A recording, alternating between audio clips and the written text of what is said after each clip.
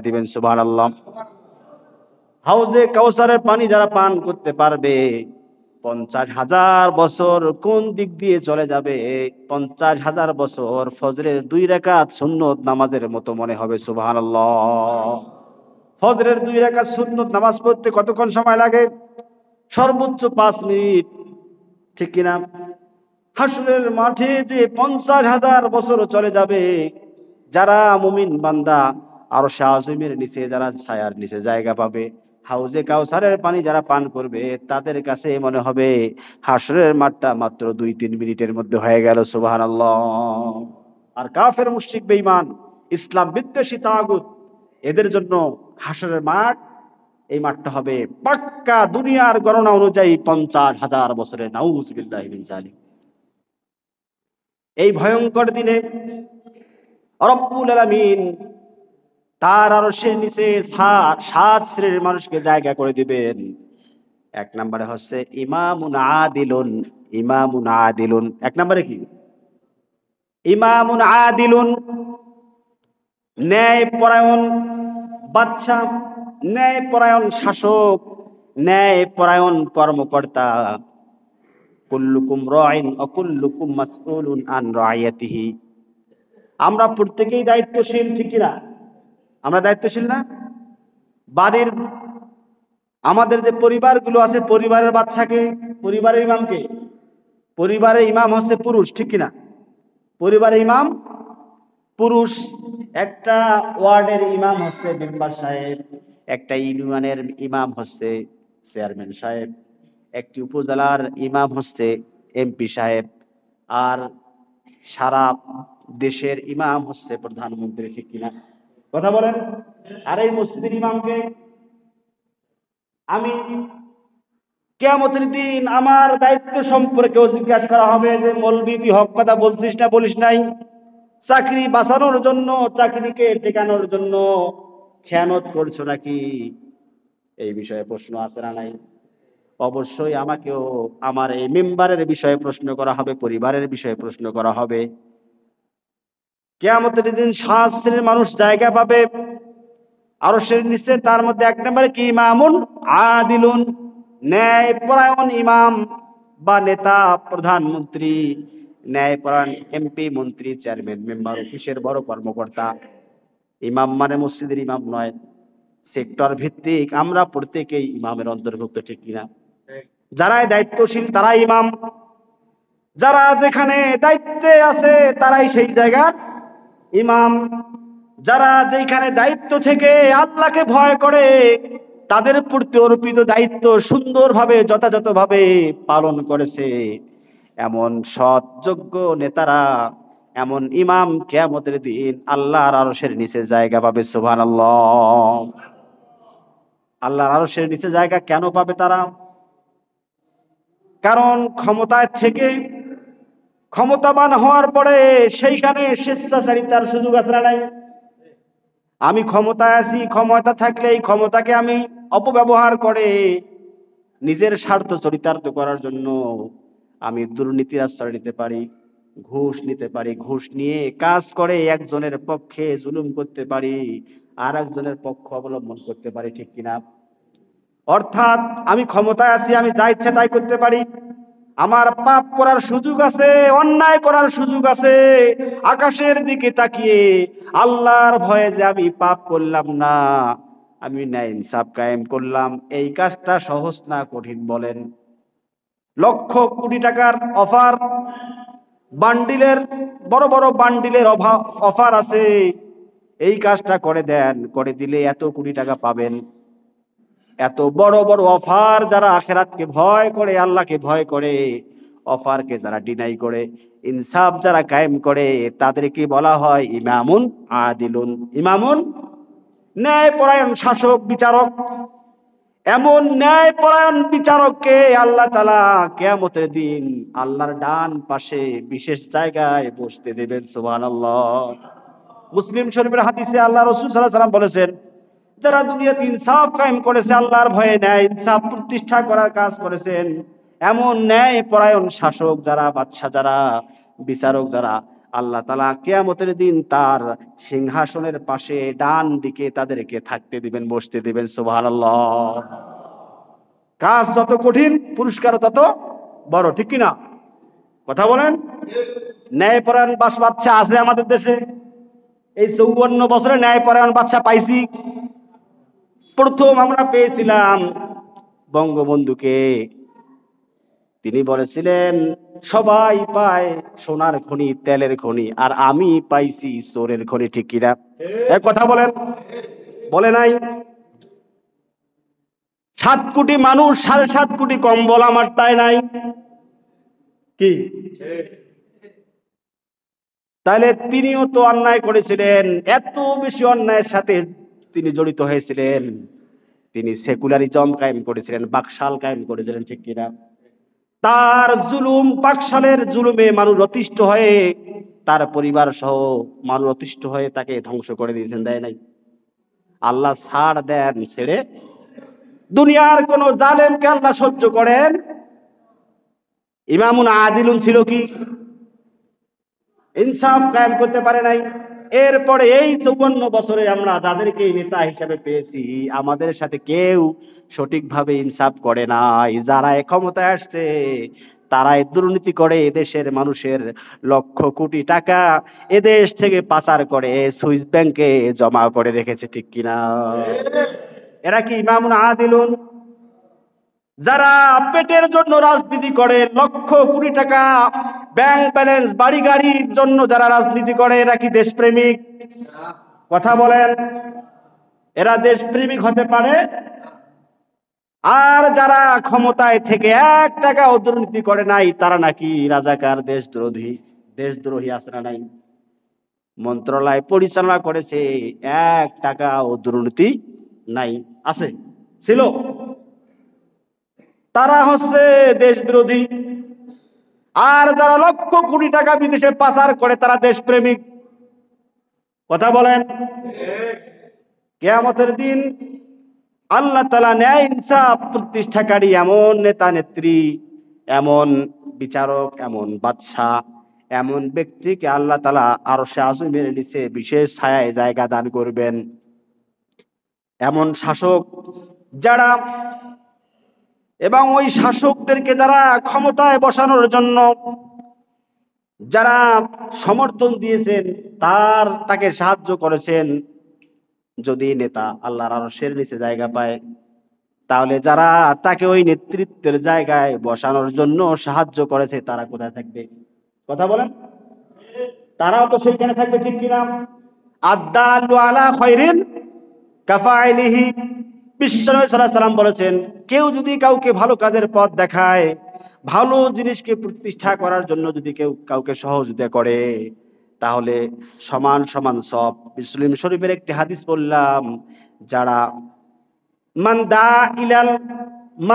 ইলাল জুলমি মান দা বিগয়রি ইসলাম, যারা মানুষদেরকে মান দা ইলা দলালা, যারা মানুষকে পথভ্রষ্টতার দিকে ডাকে, পাপের দিকে ডাকে, জুলুমের দিকে ডাকে, ইসলাম বিরোধী কাজের দিকে ডাকে, অতঃপর যারা তার ডাকে সাড়া দিয়ে পাপ কাজে লিপ্ত হয়, পথভ্রষ্টতায় লিপ্ত হয়, যত পাপ সে করবে, কর্মী নেতারাদের সে যত পাপ করবে, কর্মীর সমস্ত পাপের সমান সমান অংশ নেতার আমলনামায় আসবে। নাউজুবিল্লাহ।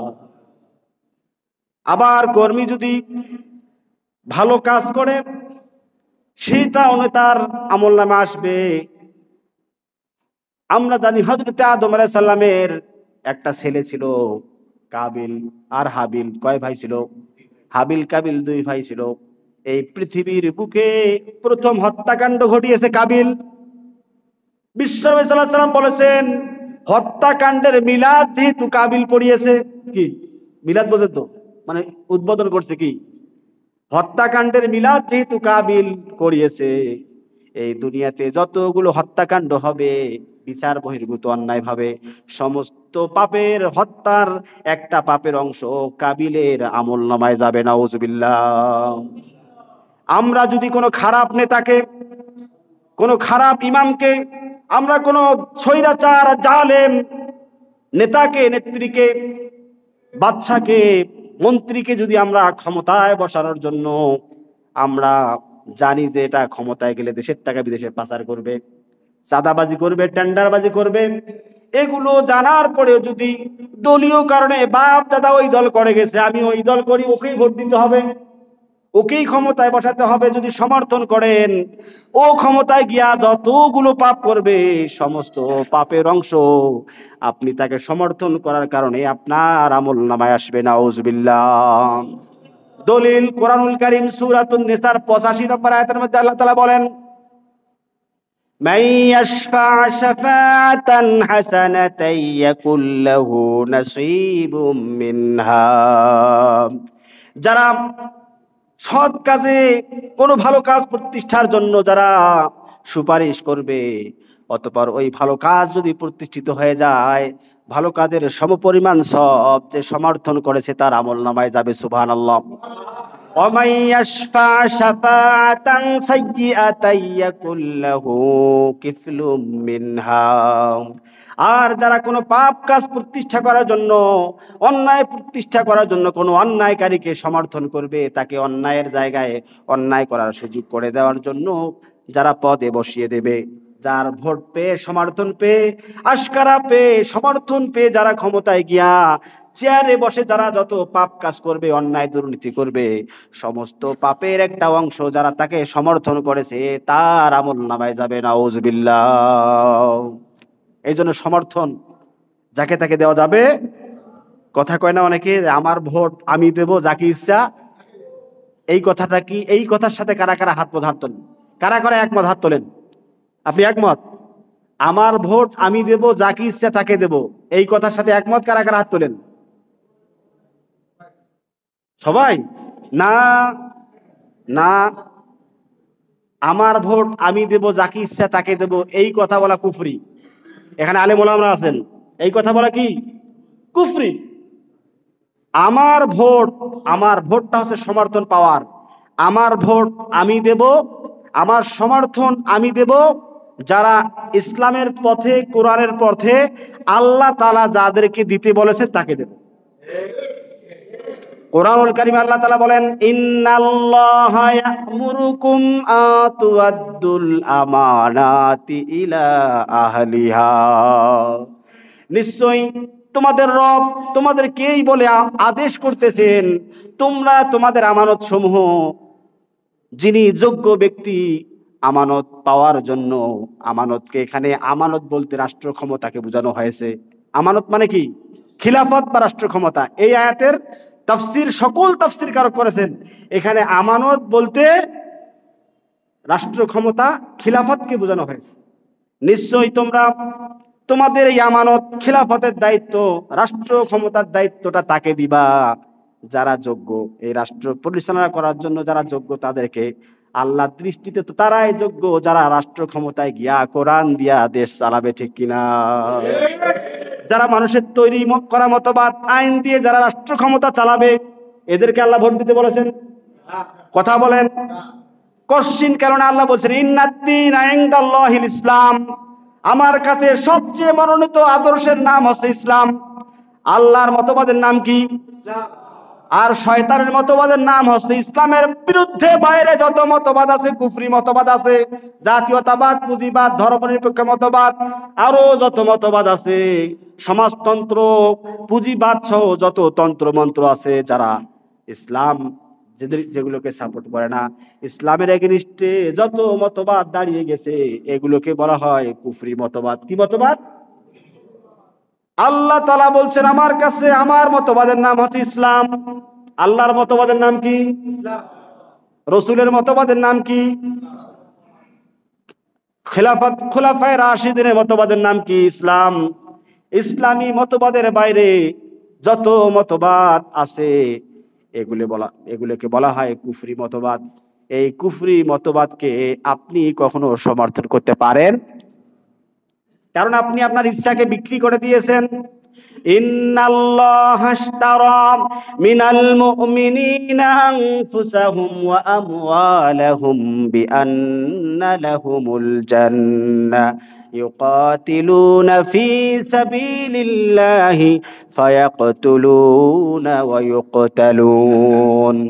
সূরা তাওবা কোরআনুল কারীমের 9 নম্বর সূরার 111 এবং 12 নম্বর আয়াতের মধ্যে আল্লাহ তাআলা বলেন, নিশ্চয়ই আল্লাহ তাআলা মুমিনদের জান এবং মালকে ক্রয় করে নিয়েছেন, মানে কিনে নিয়েছেন।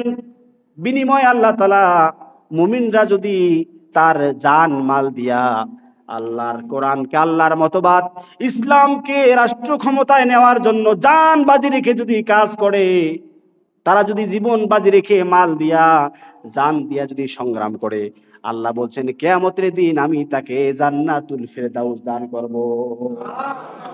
আল্লাহর মতবাদ ইসলাম প্রতিষ্ঠার জন্য যারা কাজ করবে, সংগ্রাম করবে, সংগ্রাম করতে গিয়ে নিজের জীবনটাও দেবে, মাল দেবে, সময় দেবে, সব দেবে, সমর্থন দেবে, আল্লাহ বলছেন এই যে দিল, আমি বিনিময়ে তাকে কি দেব? জান্নাত দেব।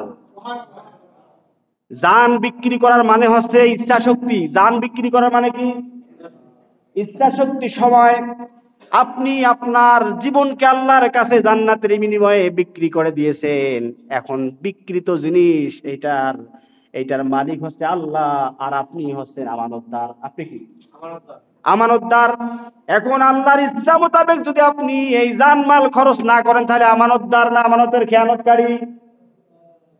আমানতের খেয়ানতকারী হবে। এই জন্য আপনি বলতে পারেন না আমার ভোট আমি দেব যাকে ইচ্ছা, এই কথা বলার আপনার অধিকার নাই। আমার ভোট আমি দেব যে আল্লাহর কাছে আমি আমার ইচ্ছা শক্তিকে বিক্রি করে দিয়েছি জান্নাতের মাধ্যমে, জান্নাতের বিনিময়ে আমার ভোট সমর্থন আমি তাকে দেব। আল্লাহ তাআলা যাদেরকে দিতে বলেছেন তাকে দেব, ঠিক কিনা? আল্লাহ কাকে দিতে বলেছেন? আল্লাহ তাদেরকে দিতে বলেছেন যারা বলে ক্ষমতায় গেলে আমরা আল্লাহর শরিয়া কায়েম করব, কোরআন দিয়ে দেশ চালাবো, ন্যায় ইনসাফ ভিত্তিক রাষ্ট্র কায়েম করব, যেখানে কোনো চুরি থাকবে না, ডাকাতি থাকবে না, দুর্নীতি থাকবে না, হত্যা থাকবে না, ধর্ষণ থাকবে না, চাঁদা থাকবে না, এমন একটা সমাজ আমরা কায়েম করব। নামাজ কায়েম করব, যাকাত কায়েম করব, আমরা বৈষম্য দূর করব। এইরকম যারা ওয়াদা দেয়, যাদের রাজনৈতিক লক্ষ্য উদ্দেশ্য হচ্ছে আল্লাহর কোরআনকে প্রতিষ্ঠা করা, আর বাকিগুলোর রাজনৈতিক উদ্দেশ্য হচ্ছে আমরা ক্ষমতায় গেলে, একজন বলে আমরা স্বামীর আদর্শ প্রতিষ্ঠা করব, আর একজন বলে যে আমরা বাপের আদর্শ প্রতিষ্ঠা করব, আর একজন বলে আমরা মামার আদর্শ প্রতিষ্ঠা করব, আর একজন বলে অমুকের আদর্শ তমুকের আদর্শ, ধর্মনিরপেক্ষবাদ, ভারতীয় ধর্মনিরপেক্ষ মতবাদ, ব্রিটিশদের কুফরি মতবাদ, আরো যত মতবাদ আছে, লেনিনবাদ, কার্লমার্ক্সবাদ, আব্রাহাম লিঙ্কনবাদ, এগুলো যারা প্রতিষ্ঠার জন্য আন্দোলন করে, তারা হচ্ছে তাদেরকে আপনি মুসলমান হিসেবে কোশ্চিনকালেও কখনোই সাপোর্ট করতে পারবেন না। আপনি যদি তাদেরকে সাপোর্ট করেন, তাহলে আপনি আমানতের খেয়ানত করলেন। রব্বুল আলামিনের মতবাদ একদিকে আল্লাহ তাআলা দাঁড় করিয়েছেন ইসলাম, আর শয়তান বাম দিকে দোকান ধরছে জাতীয়তাবাদ, পুঁজিবাদ, ধর্মনিরপেক্ষ মতবাদ। এইদিকে আল্লাহর মতবাদ, এইদিকে শয়তানের মতবাদ।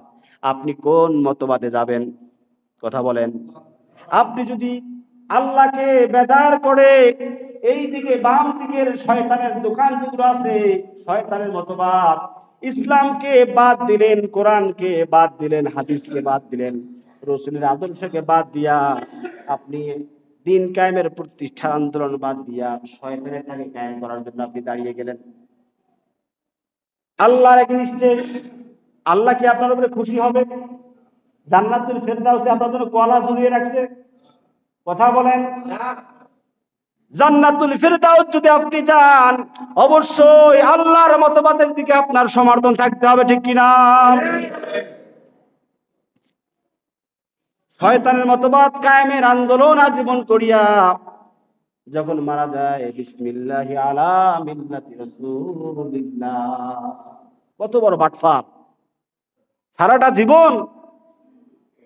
জীবন ইসলামের বিরুদ্ধে তার সমস্ত অপতৎপরতা, আর মরার পরে কবরে নামার সময় আল্লাহর নামে রসুলের দলে রেখে দিলাম, আল্লাহর নামে বিসমিল্লাহি আলা মিল্লাতি রাসূলিল্লাহ, মনে হচ্ছে আল্লাহর নামে রসুলের দলে, আল্লাহর নামে রসুলের দলে সারাটা জীবন ইসলামের বিরুদ্ধে কুফরি মতবাদ প্রতিষ্ঠার আন্দোলন করেছে। কোরআন যেন প্রতিষ্ঠা হতে না পারে, আল্লাহ শরিয়া যেন প্রতিষ্ঠা হতে না পারে, এই জন্য লাঠি দিয়ে রাজপথে দাঁড়িয়েছিল, ঠিক কিনা? কথা বলেন। সারাটা জীবন আলেম ওলামাদেরকে ঠ্যাঙ্গাইছে, ঠ্যাঙ্গাই নাই? ওই ঠ্যাঙ্গে মরার পরে বলে বিসমিল্লাহি আলা মিল্লাতি রাসূলিল্লাহ। আল্লাহ পাগল হয়ে গেছে, নাউযুবিল্লাহি মিন যালিক। আল্লাহ বোঝে না আল্লাহকে ঠকানো যায়? কবরে তো খবর আছে, কবরে 4টে প্রশ্ন রাজনৈতিক। কয়টা প্রশ্ন? 4টে, 3টা মৌলিক, 3টে, একটা অতিরিক্ত প্রশ্ন আছে। 1 নম্বরে মান রব্বুক, 1 নম্বরে কি? মানে তোমার আইনদাতাকে, বিধানদাতাকে, কার আইন মানছো? অমা দিনুকা, তোমার আদর্শ কি ছিল, মতবাদ কি ছিল? দিন মানে কি? মতবাদ, আদর্শ। দিন মানে পথ, পন্থা, তরিকা। অমা দিনুকা, তোর দল কি ছিল? দিন মানে দল, দিন মানে মতবাদ, দিন মানে তরিকা, আদর্শ। অমা দিনুকা, তোর দল কি ছিল? অমান নবীউকা, নবী মানে নেতা নাকি কর্মী? কথা বলেন, নবী মানে কি? নেতা না কর্মী? নবী মানে হচ্ছে নেতা, আইডিওলজি মানে আইডল।